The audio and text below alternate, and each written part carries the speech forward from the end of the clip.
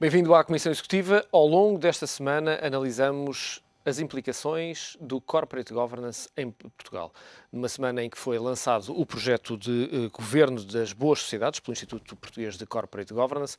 São convidados desta edição António Gomes Mota, diretor da ISCTE Business School, também Diogo Silveira, gestor, e Vítor Gonçalves, professor universitário. Agradeço aos três a vossa presença nesta Comissão Executiva. António, começo por si para lhe perguntar porquê é que é necessário criar um código de bom governo das sociedades? Olha, é necessário por várias razões e deixe-me desde já fazer uma declaração de interesse enquanto membro da direção do Instituto Português de Corporate Governance. Naturalmente estou envolvido e empenhado neste código que foi divulgado esta semana. Na generalidade dos países, as boas práticas do governo societário têm sido, e são e devem ser, emanadas da sociedade civil. Portanto, penso que deve ser a sociedade civil que deve ter uma capacidade de autorregulação e de definição daquilo que devem ser as regras fundamentais, neste caso, de bom governo societário.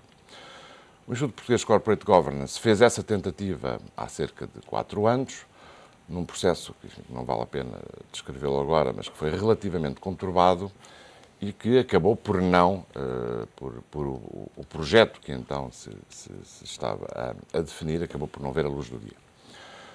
E para preencher o vazio da inexistência de um código, a CMVM, mais tarde, acabou ela própria por criar o seu próprio código de governo societário.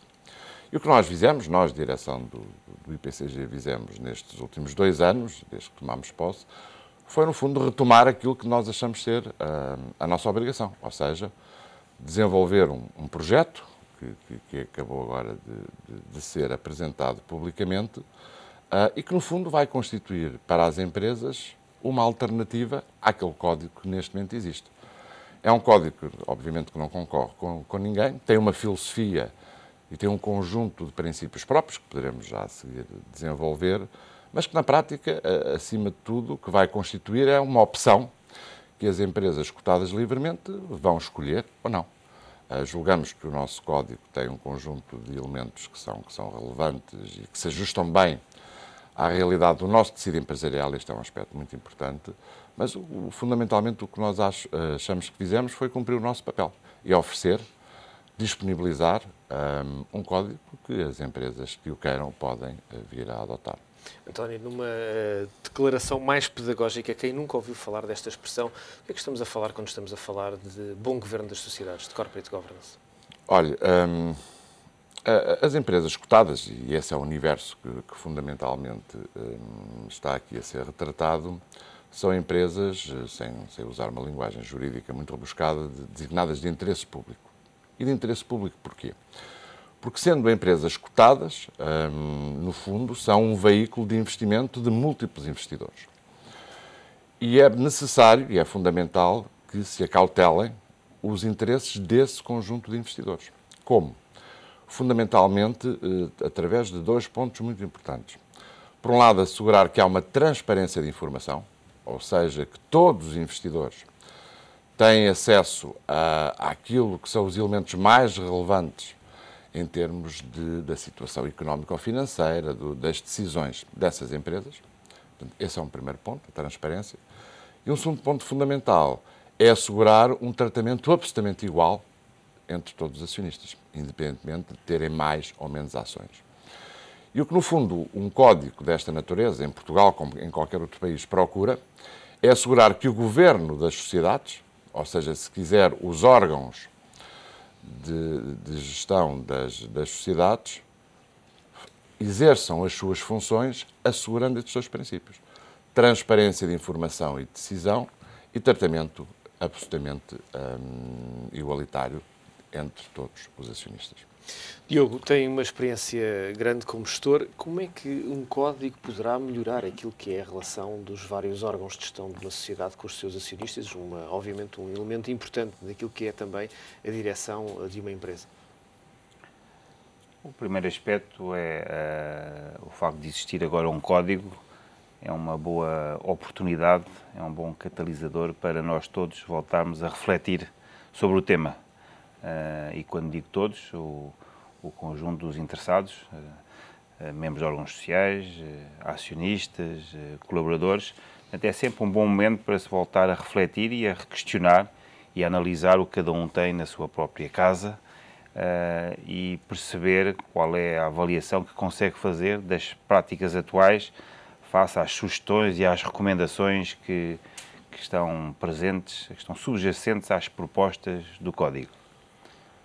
Os elementos aqui fundamentais para ir no sentido da transparência e da equidade ou da igualdade de informação, equidade de tratamento nos diferentes stakeholders, como utilizando a palavra nos interessados, uma palavra mais portuguesa, são importantes na medida em que tentam evitar potenciais conflitos de interesse. Tenta-se reduzir, minimizar o conflito de interesse, que podem ser de várias naturezas, entre acionistas, acionista maioritário e acionista minoritário.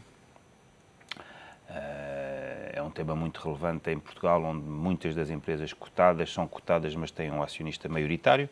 Nem sempre é assim. As empresas cotadas muitas vezes têm um acionista preponderante, mas não forçosamente maioritário. Portanto, as soluções nessa situação terão as suas especificidades.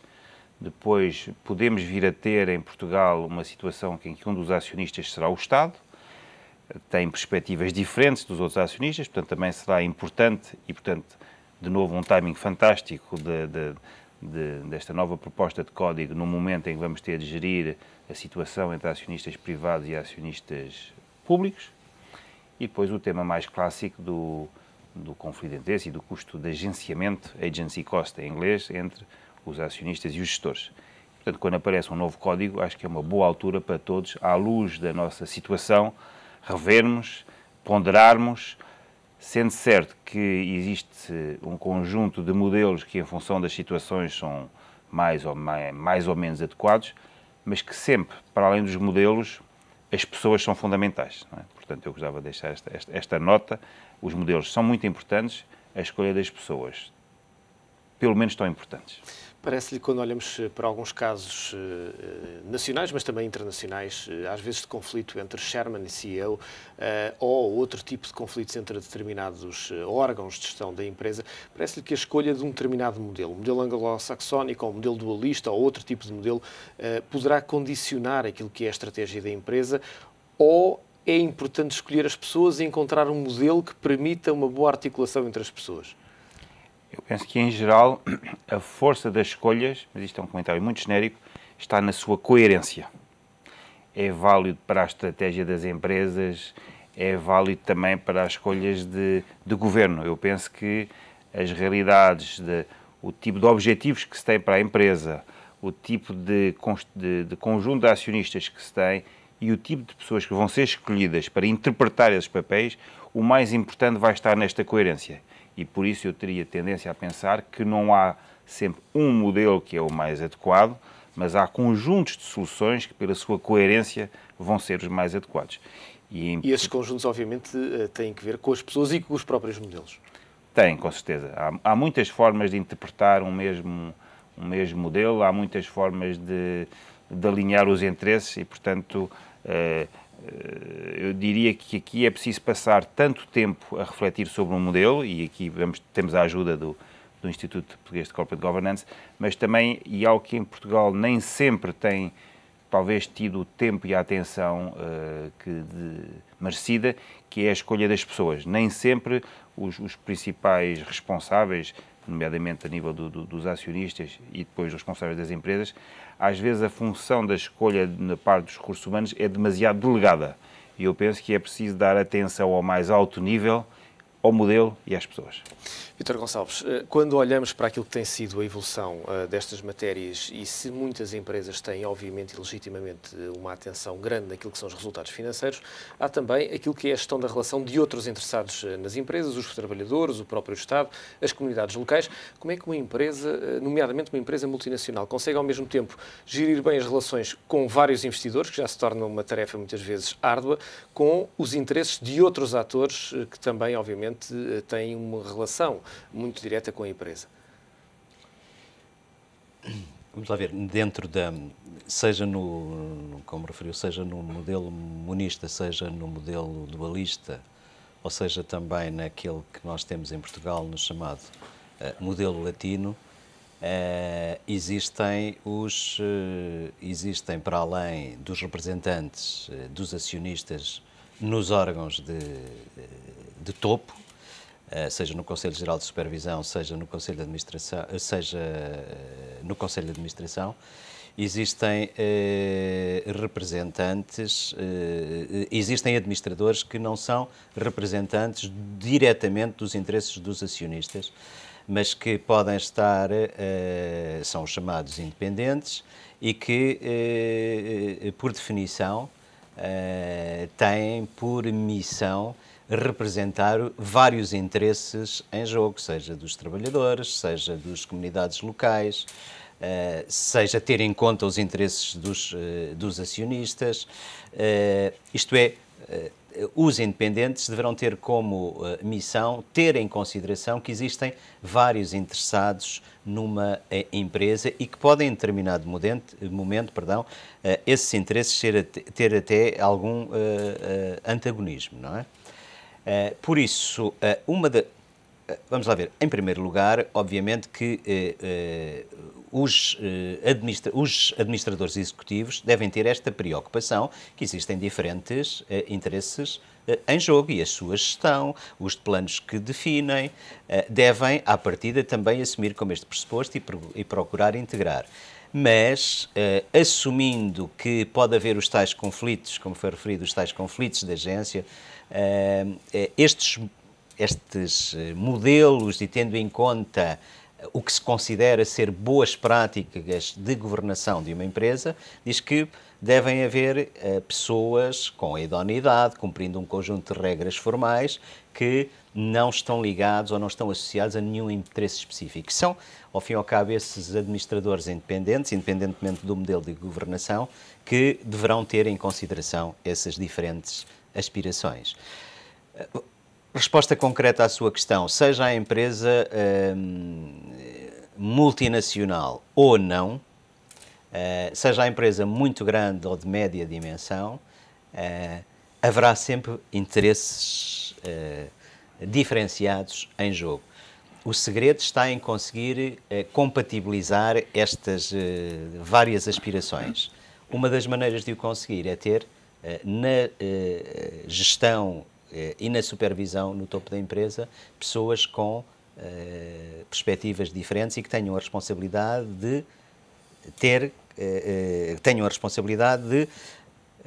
verificar que na empresa e nos seus planos de desenvolvimento esses diferentes interesses são considerados. Parece-lhe que o facto de, por exemplo, atualmente em Portugal, os administradores não executivos estarem vinculados às decisões que são tomadas pela administração, mesmo que votem contra, poderá impedir alguma maior liberdade daquilo que é a sua atuação nas empresas?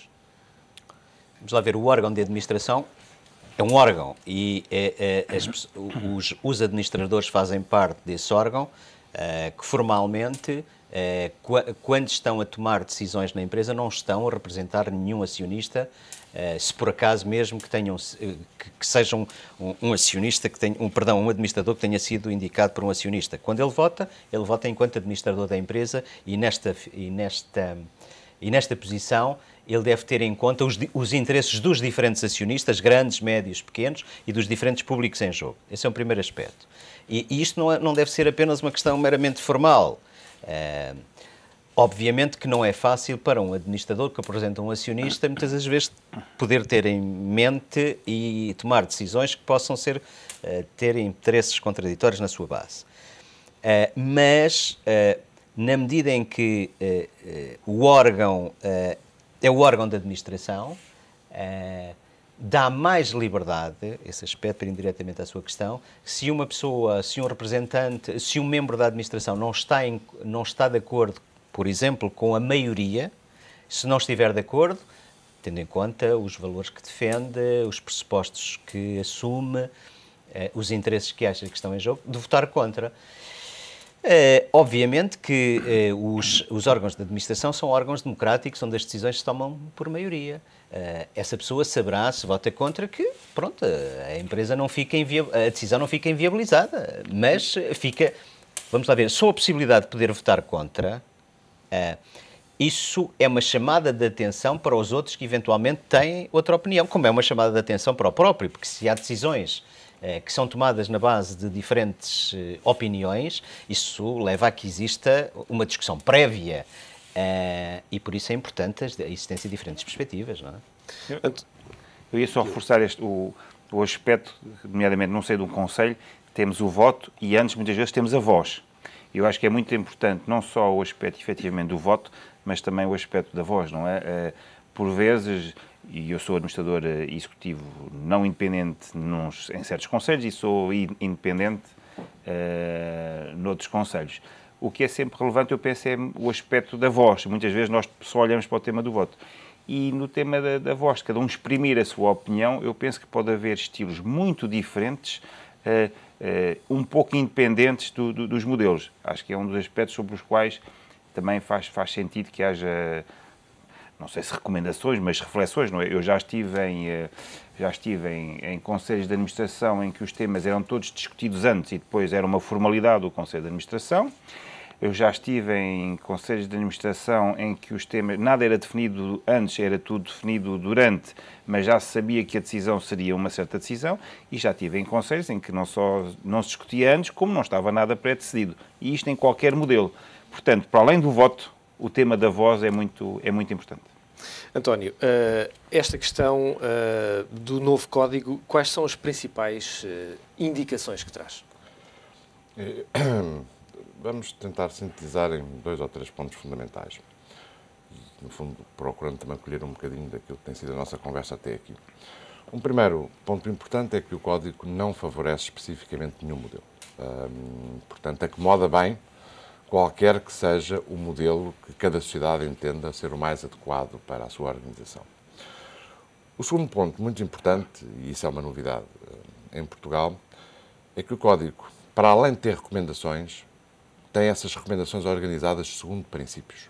Ou seja, no fundo, o Código que procura dar é um conjunto de valores que considera relevante, cada um deles sendo um princípio, e depois tem um conjunto de recomendações que, no fundo, estão subjacentes a esse princípio. E é perfeitamente possível que uma sociedade possa fazer prova que cumpre o princípio, ainda que, porventura, não cumpra uma ou outra recomendação. O terceiro ponto, e este para mim é porventura o mais decisivo, a palavra-chave do Código é o da flexibilidade. Nós temos que ter atenção, a nossa realidade empresarial, em particular das empresas cotadas, que é uma realidade muito diferente, nomeadamente daquela que nós encontramos nos países anglo-saxónicos, onde nós temos uma coexistência de empresas com o capital relativamente pulverizado, outras empresas com 2 ou 3 acionistas de controle, outras empresas ainda em que claramente há um acionista maioritário e, portanto, nós temos que ter a capacidade e o talento de definir um conjunto de princípios e recomendações que possam ser acomodadas por estas empresas que são muito diferentes entre si. E, portanto, o Código, acima de tudo, o que procura é dar flexibilidade. Ou seja, nós indicamos qual é o princípio que deve ser respeitado, o conjunto de recomendações, mas damos muitos graus de liberdade a que as empresas encontrem o seu próprio caminho para definir como cumprem essa recomendação. Eu acho que este princípio da flexibilidade é algo de muito importante. Existem um conjunto de recomendações ao longo do Código, se o ler, que no fundo diz que o Conselho de Administração ou o órgão equivalente deverá, através de regulamento próprio, definir este ponto, cuidar daquele ponto, estabelecer aquele outro ponto. Ou seja, nós queremos que, de facto, essas matérias sejam tratadas e abordadas, mas que dar grande espaço de liberdade para as empresas encontrarem a melhor solução. Um quarto ponto que também acho que é muito importante é o de procurar valorizar de igual modo, e é algo que não tem sido feito, o cumprimento ou a explicação. O famoso princípio do comply ou explain. Nós, na nossa tradição, e nomeadamente no cumprimento do código da CMVM, a única coisa que verdadeiramente se ligava era se cumpria ou não cumpria. E nós entendemos que devemos valorizar de igual modo as duas componentes. Ou seja, pode haver uma recomendação que não seja cumprida, mas que a explicação que fundamenta o seu não cumprimento é absolutamente razoável, absolutamente aceitável e absolutamente compreensível. Portanto, se nós conseguimos dar o mesmo peso a estas duas dimensões, eu acho que é um passo francamente importante. Finalmente, o Código aborda aquele conjunto de áreas que, e aí não há grande novidade, que são fundamentais no bom governo das sociedades, desde o funcionamento da Assembleia Geral, dos órgãos de administração, dos órgãos de fiscalização, da gestão de risco, das remunerações, em um conjunto de secções independentes e, portanto, abrange, penso eu, os temas fundamentais. Mas, numa palavra, se eu pudesse sintetizar, o Código, acima de tudo, defende princípios e dá flexibilidade para as empresas os poderem concretizar. Diogo, uma das questões importantes nesta matéria tem que ver com a supervisão, com aquilo que é o controle do que se faz de uma empresa.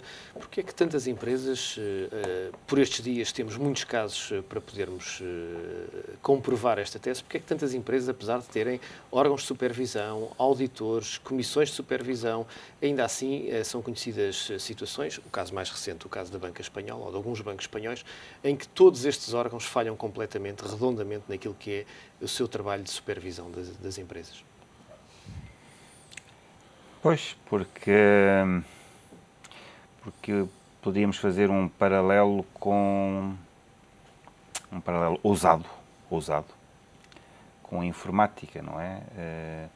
Há muitos investimentos em tudo o que diz respeito à segurança informática e mesmo assim, por vezes, há equipas e pessoas que conseguem quebrar essas seguranças. Portanto, há um pouco aqui o jogo do rato e do gato e, portanto, é necessário, obviamente, este conjunto de controlos e na área financeira, pelo seu cariz e a dimensão dos riscos envolvidos, é uma área que tem sido precursora em muitas destas áreas, por exemplo, no Comply or Explain, que me parece um tema fundamental, já é assim há algum tempo na área financeira. Mas, infelizmente, não é óbvio, mesmo com o conjunto de controles e que devem existir e que devem ser reforçados, quando, por umas razões dadas, existe a possibilidade de interpretar de uma forma ou de outra a contabilização de uma operação, os interesses entre o curto prazo e o longo prazo não vão ser sempre coincidentes e vai sempre haver a possibilidade de fazer interpretações distintas. Isto é, sobretudo, do aspecto da interpretação. E o tema, nomeadamente do prazo, é um dos temas mais relevantes, não é? É, de resto, também o tema relevante num dos aspectos que acaba sempre por ser muito relevado nos temas de corporate governance, que é o tema das remunerações, do diferimento das remunerações. Eu devo dizer, em geral, como gestor das sínteses que já vi, que ainda não tive tempo de ler as recomendações todas, mas da síntese das recomendações que vi, acho que são propostas muito positivas. Justamente uma das áreas onde eu acho que é mais delicado, depois de ter feito este comentário, que acho que as evoluções são muito positivas, se eu não me engano, na perspectiva justamente do diferimento da componente variável, indica lá um prazo não inferior a 3 anos, que, de um ponto de vista, eu diria, mais teórico, faz todo o sentido, mas, de um ponto de vista pragmático, dizer não inferior a 3 anos será de aferimento difícil. E porquê, Diogo? Porque 3 anos passados sobre a ação de uma equipa de gestão, muitos elementos, para além da sua própria ação, poderão ter impactado o desenvolvimento da companhia. Portanto, lá está, eu com o princípio concordo totalmente, que haja variável, que haja diferimento, mas depois, nesta parte da recomendação, um período mínimo de 3 anos, parece-me ousado, vamos dizer assim. Vítor Gonçalves, esta questão da remuneração tem que ver, obviamente, também com aquilo que é o foco da administração na gestão de uma empresa. Hoje, muita gente critica o excesso de visão de muito curto prazo de algumas empresas. Como é que esta questão da remuneração pode ser trabalhada para conseguir exatamente equilibrar isto, que é uma visão um pouco de maior prazo, mas, obviamente, não esquecendo este elemento que o Diogo falava, que é a proximidade entre a remuneração e aquilo que é o trabalho feito pelas administrações? Mas existe sempre proximidade. Vamos lá ver, existe sempre. De acordo com o código que está em discussão e com o código da CMVM e outros códigos existentes, não em Portugal, mas que defendem que existem esse ato entre a remuneração e os resultados, isso não leva a que as pessoas não sejam premiadas no imediato pelo seu bom desempenho. Em primeiro lugar, há uma componente fixa e há uma componente variável. A componente fixa nunca está em jogo. A pessoa recebe o seu ordenado todos os meses, se a empresa estiver em boa condição. Agora, às vezes, nos meses de há melhores subsídio meses, não recebe, mas pronto, em geral recebe. Se a empresa estiver em boas condições, se a gestão tiver sido eficaz e eficiente, e depois há uma componente que é a variável, que tem a ver com os prémios, e que o que está em jogo é 50% da remuneração, da parte variável, porque os outros 50% são pagos no final de cada exercício. Obviamente que o tema de... E por isso estamos a falar em 50% da remuneração variável. Só, digo eu, poderá haver outras pessoas que dizem, não é só, é muito. Pode ser muito. Pode ser muito. Quer dizer, os 50% em termos de percentagem, não é?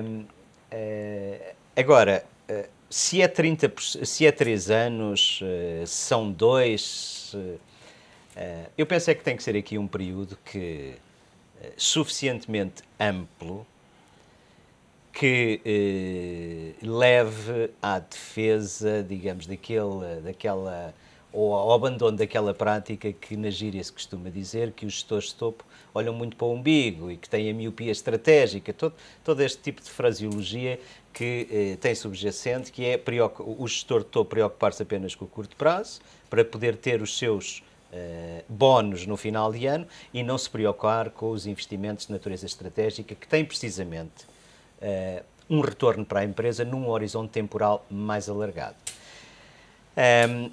Eu posso dizer que são 2 anos ou que são 3 anos, mas não há ninguém que seja capaz de defender com um algoritmo suficientemente potente para dizer o melhor prazo são 2 anos e 8 meses. Aponta-se 3 anos, porque muitas vezes 3 anos é um número mágico. Se calhar o 3 anos porque é que são 3 anos? Porque 4 é muito e 2 é pouco. Aliás, há aqui este aspecto é muito interessante, porque, em primeiro lugar, nesta proposta de código, nós não definimos os 50%, portanto, dizemos apenas que é uma parte relevante da remuneração, portanto, aí há graus de liberdade que são dados. Segundo, os 3 anos, obviamente, que foi sempre um ponto muito discutido. Eu acho que nunca vai haver uma boa solução sobre o prazo. Agora, também não nos podemos esquecer de uma coisa. Do ponto de vista fiscal, essa é a regra que existe também em Portugal. Ou seja, se não houver o diferimento por 3 anos, há um ónus fiscal bastante pesado sobre essas remunerações. António, do ponto de vista estratégico, fazia sentido continuarmos a falar deste tema. Do ponto de vista de curto prazo, não há mais tempo e, portanto, fica por aqui esta Comissão Executiva que olhou para a nova proposta de Código de Corporate Governance do Instituto Português de Corporate Governance. Tiveram à conversa António Gomes Mota, diretor da Isqueté Business School, Diogo Silveira, gestor, e também Vítor Gonçalves, vice-reitor da Universidade Técnica de Lisboa. A Comissão Executiva regressa amanhã. Aproveite este dia.